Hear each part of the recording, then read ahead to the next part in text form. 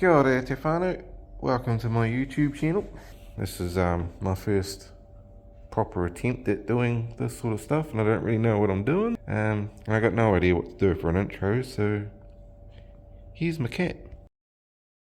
Anyway, a while ago over on the old Insta, stumbled across a guy from the States who built himself one of these stretch bikes, stretched and slammed.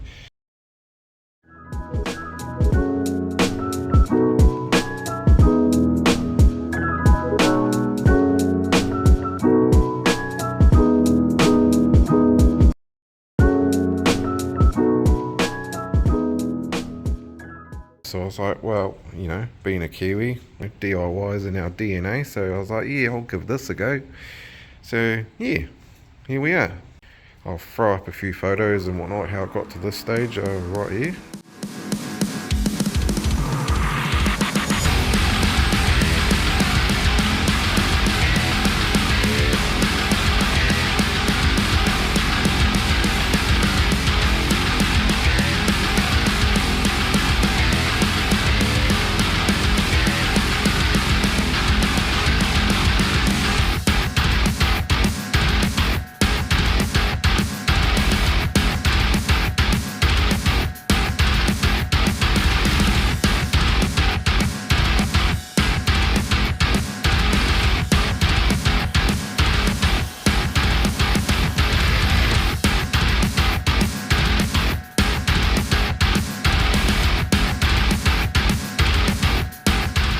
Yeah, there you go. So you might be wondering what the overall plan is or goal with this build is. So being a car guy, I love anything customised and whatnot. I'm quite partial to the static life. So this is going to, you can see that rear setup there.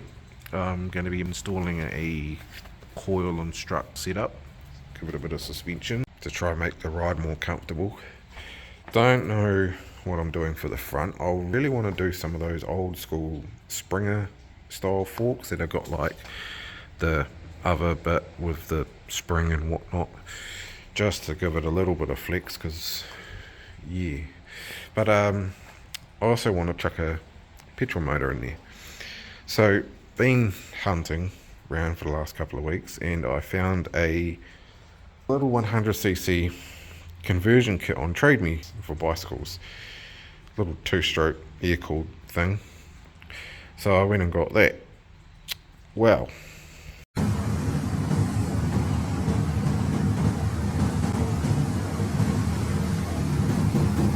seriously? so yeah, as you can see, not ideal. 100cc would have been all goods for this little project, but just the size of the actual motor itself to the proportion of the bike was just miles off, and I'm very much a proportionate, I don't know, symmetrical guy, if you will. So I obviously had to change plans, kind of. So that led me to searching Facebook Marketplace, Trade Me and whatnot. Ideally, I was looking for a complete bike so I could grab all the gears I need off it and stuff. There's a few out there, a few just motors and looms themselves and stuff, all sort of looking in that 150 to 350 New Zealand dollar range.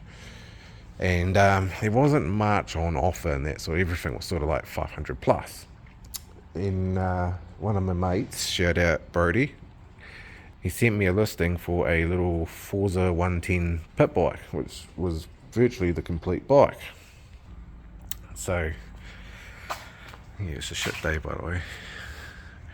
So messes the guy. Apparently it didn't run, but reckoned it just needed a carby clean, all that sort of shit. Didn't have any brakes. That was about the only thing that was missing off it.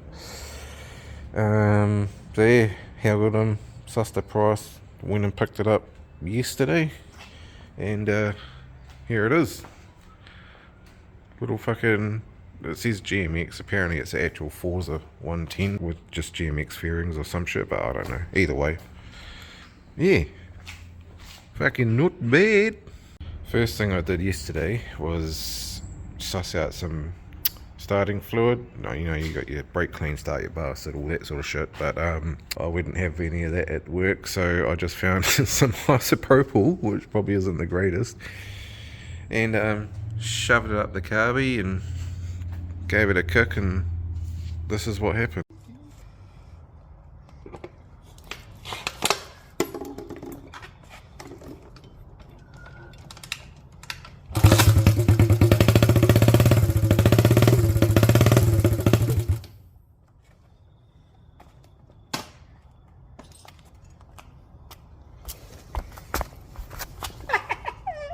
So yeah, seems to be a bit of a bloody runner. So just now I've just drained the oil, found that, which does not look great, but it's not metallic-y, so that's a good sign. And talking to a couple of mates, they reckon it may have been drowned, which makes a bit, well, with, you know, with the state of that oil and the fact that he said the carby needed a clean because he reckoned the jets were gummed up, kind of makes a bit of sense. So I'm thinking it's not actually that bad of an issue, to be perfectly honest. I think it's a mint runner.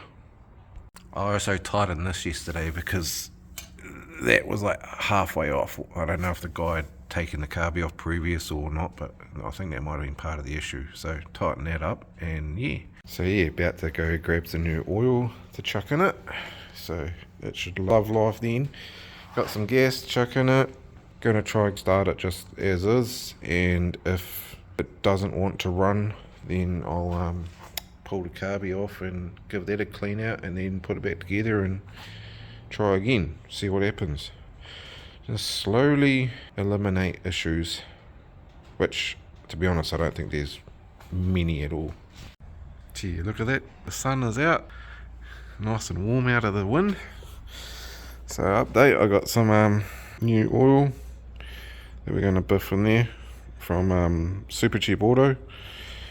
So yeah, see how it goes. Alright, so it's about 700ml of the new oil in. Apparently that's what's recommended to start off with. I need a new cap, because that's a bit fucked. Alright, let's chuck some gas in there and give it a crank. Alright, got some gas in there. Chuck that on. No leaks. As you can tell, she's a bit filthy and someone's attacked it with a spray can, but I'll clean all that up. No leaks. Alright, let's give this an attempt.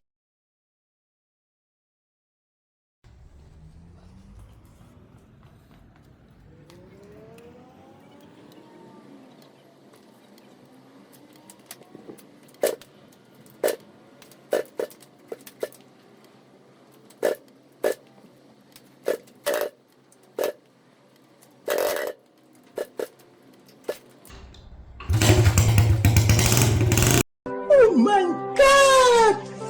Wow!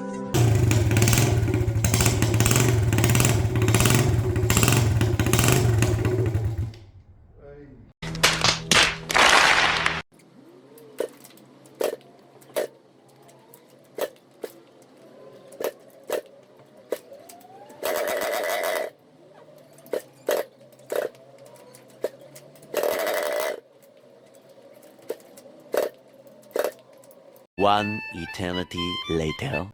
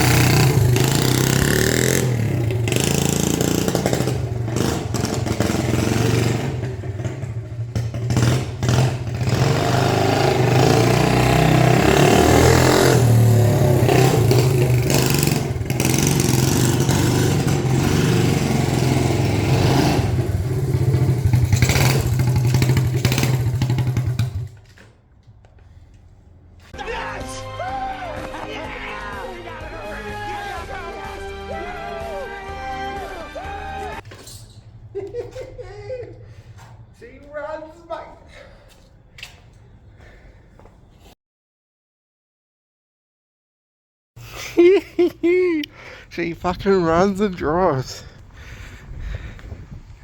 Oh, I don't know if you could tell, but it didn't want to idle. I don't know if because it wasn't warm, but it didn't want to start with the choke. So they had that open. So I don't know if there's something up there, or I don't know much about these things. So yeah, so I've got to figure that out. But she selects gears. She goes, it's got no brakes because the guy kept those for another project, and the tyres obviously need a bunch of air, but yeah, the guy I bought it off said that he reckoned if you tried to give it gas, like tried to give it throttle, it'd die out. But this seems to just not want to idle. You give it throttle, it's perfectly fine. So yeah, I don't know if because he wheels and deals bikes, so he might have been thinking of another one he had or something, but unless he was meaning it just dies on idle.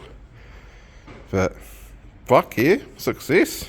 Yeah, so once I figure out that idle issue and it should get it running mint, I'm gonna probably just turn it around work for a little bit, get the oil gone through the whole system properly, and then next weekend, when come payday, get some more oil and I'll do another flush, chuck some more fresh stuff in. Pretty sure what my mate said, that it looks like it had been flooded, was pretty accurate, to be perfectly honest, because I don't see any other issues per se, or any other reasons. Yeah, you know what I'm talking about. But yeah, fucking stoked. So what are my plans for this? I kind of don't want to pull it apart because it's a sick little beast, but it does need a lot put into it to get it to a point where I'd be happy with how it looks and shit like that. What my main focus is this thing, regardless. So I plan to pull the motor out of this because I bought this as a donor.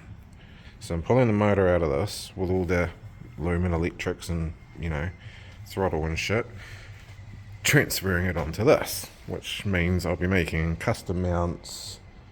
I'll obviously have to lengthen the loom and cables and whatnot, so there's a bit of mahi in that.